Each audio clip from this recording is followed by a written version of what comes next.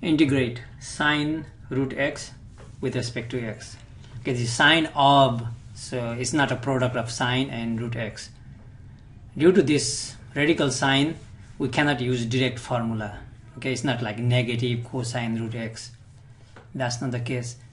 And what can we do? I mean, it's not a product, so no integration by parts. So we cannot do anything. It looks like the only thing we can do, let's do u substitution and hope it works from there. So let's say root x be some variable u, but let me use something else. Let some variable a equals root x. Okay, now we want to convert everything in terms of new variable a.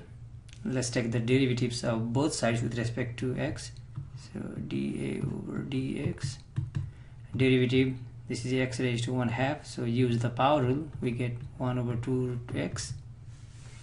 We want to find the value of dx. Okay, now if we consider this dA over dx as differentials, then we can cross multiply. We get dx equals 2 root x dA.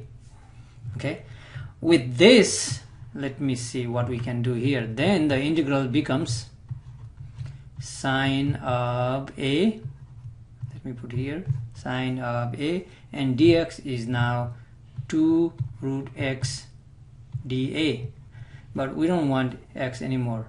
And the good news, this root x is in fact a, and we can bring this pull 2 all the way outside, 2, and this is root x is, by the way, just a.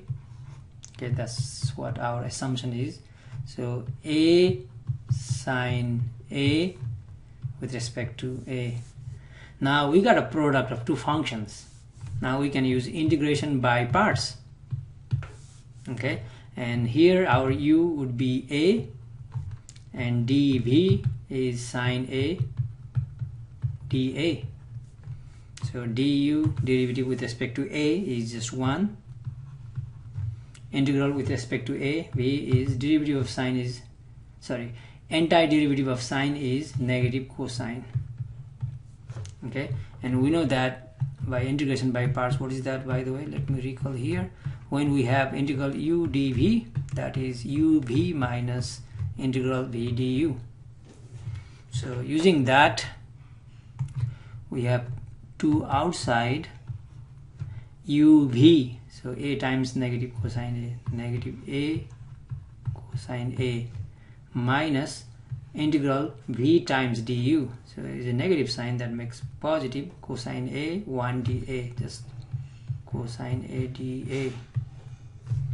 Okay, and then that is now 2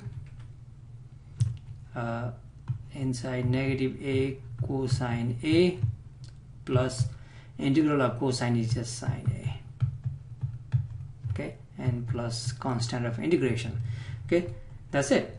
But a is root x to begin with, so we need to back substitute the value of a, which is root x, then we are done. So this is, and we don't have to multiply, or we can multiply negative 2a, a is root x, cosine a is root x, 2 times positive 2 sine a is root x.